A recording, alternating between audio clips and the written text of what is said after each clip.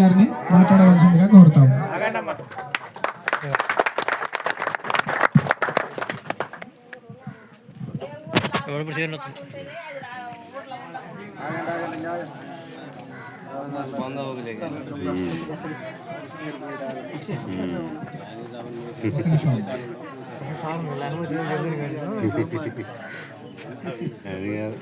నా పేరు విజయ్ కుమార్, హైదరాబాద్ నుంచి వచ్చాను.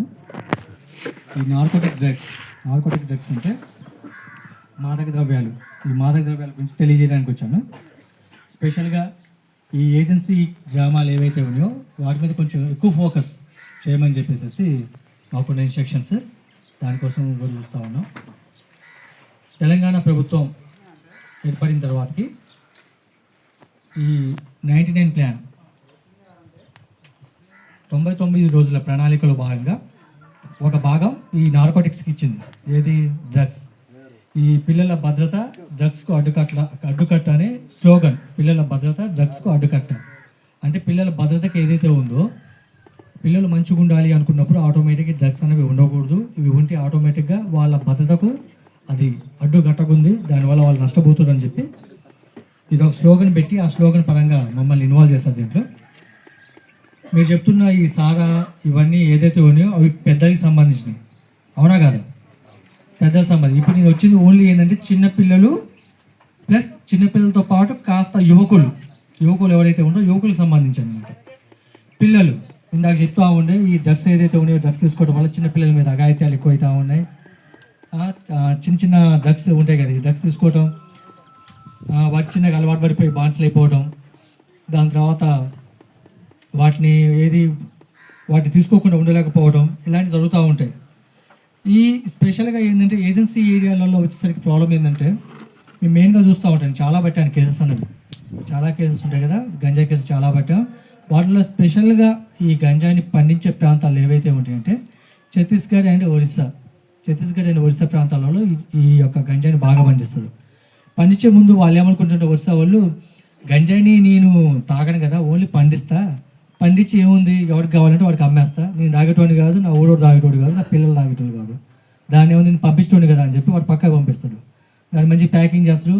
ఖమ్మం నుంచో హైదరాబాద్ నుంచో ఎక్కడి నుంచో బయట నుంచి వస్తారో వచ్చి ఆ గంజాయి ఏదైతే ఉందో గంజాయిని తాగుతాడు, గంజాయిని అమ్ముతాడు, ఆయనకు 2000 రూపాయల లాభం వస్తుంది, వెళ్ళిపోతాడు. ఆ గంజాయిని తీసుకుపోయి ఆ పోరడు కానీ లేకుంటే ఆ వచ్చిన వ్యక్తి కానీ ఏం చేస్తాడు, హైదరాబాద్ తీసుకెళ్ళిన తర్వాతకి ఆ 2000 సరుకుని కాస్త 10,000 సరుకుగా చేంజ్ చేస్తాడు. ఎలా? దాన్ని ముక్కలు చేసి చిన్న వాటికి చేసి వాడికి కొంత వీటికి కొంత అంటే 1 కిలో కొండ అనుకో, దాన్ని 100 గ్రాములుగా అమ్మేసేసి దాన్ని ఎక్కువ రేటుకి అమ్ముతాడు.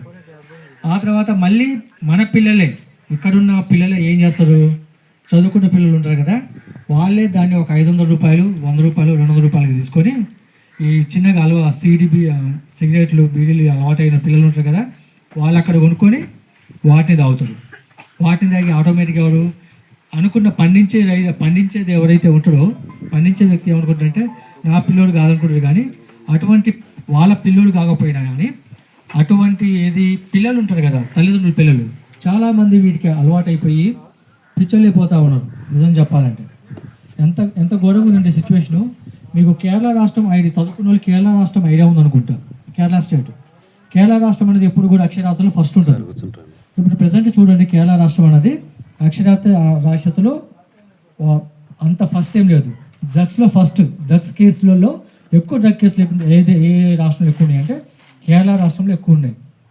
ఎందుకు అంటే అక్కడ పిల్లలు ఏం చేశారంటే చదువుకొని ఎక్కువైపోయింది, వాళ్ళకి నాలెడ్జ్ ఎక్కువ వచ్చేసింది. నాలెడ్జ్ ఎక్కువ రావడం వల్ల ఏమైపోయింది, ఈ డ్రగ్స్ గురించి కూడా బాగా తెలిసిపోయింది. డ్రగ్స్ వాడటం స్టార్ట్ చేశారు. వాళ్ళకి సీపోర్ట్ అంటే సముద్ర జలాలు కూడా పక్కన ఉండటం వల్ల విదేశాల నుంచి కూడా వాళ్ళకి సింథటిక్ డ్రగ్స్ బాగా వచ్చి వాటి కేసులు అనేవి ఎక్కువ అవుతూ ఉన్నాయి. కాబట్టి మేము మీకు స్పెషల్గా కోరుకునేది ఏంటంటే మందు ఏదైతే ఉందో మందు తాగండి, దానికి ఏం ప్రాబ్లం లేదు. కానీ తాగి సార్ చెప్పినట్టుగా బండి నడపకండి. బండి నడిపి దేనికో దాన్ని గుద్దుకుని చచ్చిపోయి అనవసరంగా మీ యొక్క భార్య పిల్లలకి అన్యాయం చేయకండి. దాంట్లో డ్రగ్స్ అనేది పర్సంటేజ్ ఉండదు. మందు కనుక ఈరోజు తాగినావు, నిన్ను కనుక 4 రోజులు కనుక జైల్లో పెట్టినా కానీ నువ్వు బతుకుతావు. కానీ డ్రగ్స్ కనుక తీసుకుని అలవాటు పడ్డ తర్వాతకి నేను కనుక జైల్లో కనుక పెడితే నువ్వు బతకలేవు.